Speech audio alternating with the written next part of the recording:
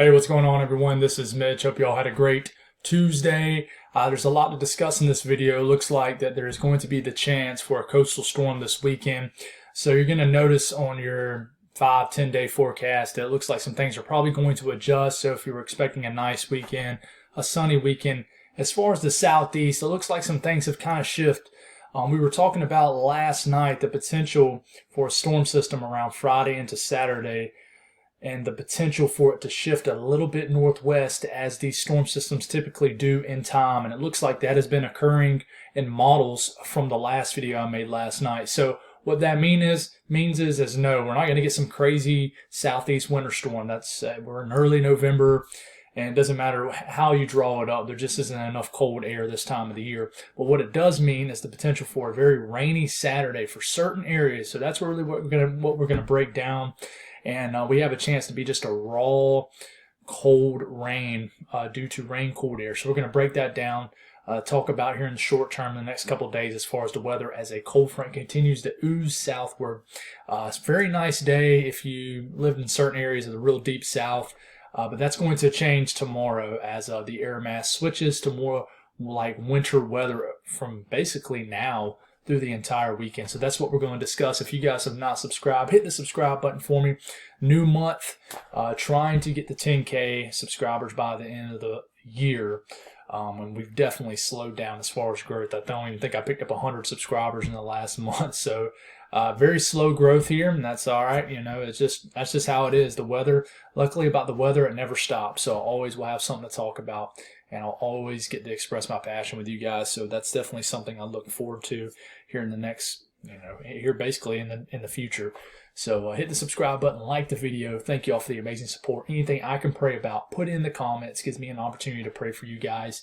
And when I see those prayers, I stop what I'm doing, just bow my head, even if it's for 5 or 10 seconds, and I say a prayer for you guys, and then do it again as I lay down at night. So definitely take advantage of that. It gives others an opportunity to pray for you guys too. So thank you all for the amazing support. Let's get this thing rolling. So right now we're going to look at kind of the now into the next day and a half. So right now, well, I would say this is around kind of right now or over the next couple hours. What's going on is you have a cold front setting up here. This is just a cold front that's just been steadily moving south. In areas like North Carolina today, it was moving through North Carolina, northern areas of Georgia, well, mainly northern areas of Alabama, Mississippi. Very big time difference in the air mass. You can really look at the state of Texas right now if you look at current observations and really tell the northern half of the states in the 50s and 40s, and basically the southern half of the states in 60s and 70s, even some 80s still currently. But overnight, the cold front will continue to sag southward and probably pick up a little bit of speed. You notice very cold temperatures, not very cold, but pretty chilly temperatures compared to average for those areas up there. But overnight, the cold front will continue to seep southward. So by the time we're waking up in the mornings, it's not going to be very cold anywhere across the south. Now, across the Ohio Valley, a lot of folks are going to wake up to sub-freezing temperatures. There's lake effect snow bands popping off the Great Lakes as we speak right now. Up here in the northern areas of Michigan, with Lake Superior, you have basically snow bands coming off, and I think some areas have gotten over a half a foot of snow off these snow bands up here in northern Michigan. So this is a part of the country I would love to definitely visit one day. I've seen a lot of pretty beautiful pictures up there in Michigan. But tomorrow, we wake up and it's not going to be really chilly across the south. Nothing crazy cold even across the mid-Atlantic and northeast. But as we get, the thing is the crazy thing about tomorrow is as we're warming up into the warmest time of the day, you notice this is about where the cold front is tomorrow. So if you're in South Carolina, it's south of the Midlands. It's got basically the state of Georgia cut in half and Alabama, and it's continuing to move south. You look at Texas, the whole entire state of Texas is in the 40s and 50s, but the area where the cold front is not cleared, way down here in the most southern tip of Texas, is still getting up into the 80s. But, for folks, for example, like in Columbia, South Carolina, and if you wonder why I always cite Columbia, it's because that's where I live. So that's the first city I naturally think of. So today, I know at my house, I think I hit 76 degrees, so pretty warm for early November. Tomorrow, we will not get out the 50s. and probably with some clouds, as there's a system that's going to move through that could potentially produce a little bit of some showers in the Carolinas and Georgia, and some snowflakes definitely flying around the northern and basically in the higher elevations of North Carolina and Tennessee potentially. I don't see nothing really big with this system. But you get into tomorrow night, the cold front continues to sink more south, and by the time you wake up Thursday morning, much more chillier temperatures more south. So areas like Nashville down to Memphis, Knoxville, northern areas of Alabama, Mississippi, your first frost of the year potentially Thursday morning. Cold air really hasn't gotten entrenched really far south, and it looks like another chilly day sets up for our Thursday as highs pretty far south only make it into the 50s and 40s. So very chilly weather. If you didn't get out there and enjoy it today, for you folks where the cold front had not cleared in the south, and I feel bad for you, because if you're not a fan of cold weather, it's something we're going to have to deal with over the next several days. So we're watching, look at all these snow bands continuing to fire off the Great Lakes overnight. We get into tomorrow morning. Got to watch this piece of energy that continues to move southeast. A lot of it dries up, and what happens here is it tries to fire back up, but this has actually been trending a little drier. So, overnight, Wednesday into Thursday, some showers. And I think you don't see it in the mountains right now, but I think there will be some snow that potentially is flying around elevations from 3,500 to 4,000 feet in the North Carolina mountains. So if you're sitting at that elevation, good for you. I wish I could have had a little cabin that high up in the mountains. But you might see some flakes flying around, that's for sure. But some showers, and nothing really. It's a lot of it is going to be clouds, but a developing low pressure is going to try to develop here as you get later into Thursday, and probably produce a pretty chilly rain in areas of coastal areas of North Carolina and far southeast Virginia. I wouldn't even be surprised if there was a little bit of sleet mixed into that, but this will continue to go. Showery, cloudy day across the eastern areas of the southeast. Moving forward here, and this is really what this main core of this video was about, but we're 7 minutes in and we still haven't even got to it yet here. But moving forward, you get into Thursday morning, you notice that GFS is a little bit more aggressive with this moisture, getting all the way up in the southwest Virginia, and definitely areas like Boone. Watch out for some flakes flying around.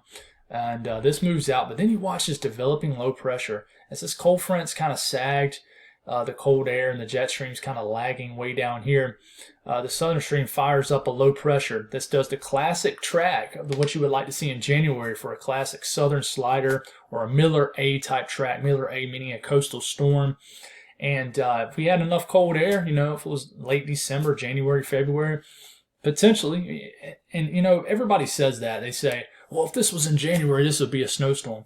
It's not the case. You need a lot of ingredients. The more and more south you get, the more complicated it gets. So, it's easy to say that, but really there's a lot more factors that go into this. And trust me, we'll dive really deep into that as we get deeper into the colder months, and we actually have risk for winter weather. But getting into Saturday morning, you got this robust low pressure, and this is a pretty intense low pressure. This would deliver, if it continues this trend, basically wind-driven rain to the coastal areas of Georgia and the Carolinas. And we have to watch this rain shield and how far northwest it gets. Because if it keeps tracking northwest, moisture could get in the mountains and you still have cold air entrenched in the area. And this could be more of a robust or more of a moderate snowfall event like we were seeing 3 or 4 days ago off the Euro, where it was showing several inches of snow falling in West Virginia, North Carolina, and Tennessee mountains. This is that same storm that was showing up, and it's trending a little bit northwest. So you got to watch this, but this is full-fledged, got heavy moisture moving into the Carolinas. We have to watch how much this continues to trend northwest. So this is for your Saturday. So, if there's any football games, I know that South Carolina plays Florida and Columbia Saturday night. It could be very raw and chilly, and any other coastal Carolina football games that are going on. Watch out. This is going to have big impacts on the rain. It's going to be chilly and raw potentially. Look at the European now. It's even more northwest. I mean, it has this low pressure basically almost tracking over Georgia and the Carolinas now, and brings a lot of moisture really far inland as you get into overnight Saturday. And then it actually, affects Virginia, Maryland, and gets very close to starting to affect areas of the southern New England like Boston. Got to watch this. So we get a little bit closer view of the Euro, and you're getting into Friday night. you're getting a lot of heavy rain spreading into South Georgia, Florida. And I know we're just talking about rain here, but this is your classic winter look. There's not enough cold air, but this is your classic look for not a winter storm literally, but basically a storm system in the winter. And this gets going here. And what happens here when you have all this moisture over the Carolinas and Georgia, what this happens to the temperatures is you have relatively dry air in place. It's not like you have dew points in the 60s and 70s and you have tropical moisture riding over, and it's rain cooled air. But rain cooled air in that case would be 70s. In this case, you get into the same time where the storm systems begin to develop. And you notice, you look here and you're thinking, well, why is it in the 40s and 50s in South Georgia and the panhandle of Florida when it's almost around 60 degrees in South Carolina? It's in the 60s over here, and it's just flat out warmer north. That's because you got rain cooled air, and this happens when the dew points are pretty low and a wet bulb is met. So basically, in this area, say it starts raining at about 65 degrees, 60 degrees at, 2 o'clock in the afternoon Friday, and your dew points are in the low 40s. Well, what happens there is when it starts to rain, just like when you have a summer thunderstorm and the temperature's 90 degrees outside and it starts to rain and the temperature drops. The humidity, it's still brutally humid, but the actual air temperature drops and tries to meet the dew points. So the dew points probably rise and the air temperature probably drops. The same thing in the winter. So temperatures in the mid-60s would begin to drop. Dew points in the low 40s, for example, will begin to rise. So eventually they'll meet the wet bulb temperature. So they might meet at 50 degrees. They might meet at 49 degrees. And that's what you call rain cooled air. And in this case, that would be what would be here. So you get into Saturday, and you get in Saturday around 2, 3 p.m., basically the warmest part of the day for early November standards. And look at this. Look at this huge area of very cold temperatures. That's because the low pressure is bringing rain into these areas. So where it's not raining in Mississippi, parts of Alabama, Louisiana, Tennessee, the temperatures is able to rise into the low to mid 60s. But where it is raining, you got rain cooled air. So this would make for an extremely raw, rainy day across Georgia and the Carolinas. So it's just something we have to watch because it really could just be your classic winter type day. But as you get into Sunday afternoon, low pressure moves out, and the very next day temperatures are pushing 70 degrees in the same areas where they only got into the 40s the day before. So things could change quickly here. As far as rain, here we go. This is what the EPS ensemble is picking up through Monday, and it's showing the storm system. So we'll have to watch to see if the EPS ensemble is continuing to tick northwest, but this shows, a good 1 to 2 to 3 inch rainfall event along the coastal areas of the southeast. So it's a system we need to watch. I know it's just rain, but this could be a pretty powerful low pressure and won't just be your steady rain. This could be a lot of heavy rain and actually could cause some flooding. So we'll continue to watch this, and that's about all I got, guys. Thank you all for the amazing support. Keep y'all updated tomorrow, and don't forget, I'm heading to Gatlinburg Thursday morning, so the updates will be a little less common, but I'm still trying to figure out ways to keep y'all updated, and I definitely will. So thank y'all. Y'all have a great night, and talk to you tomorrow.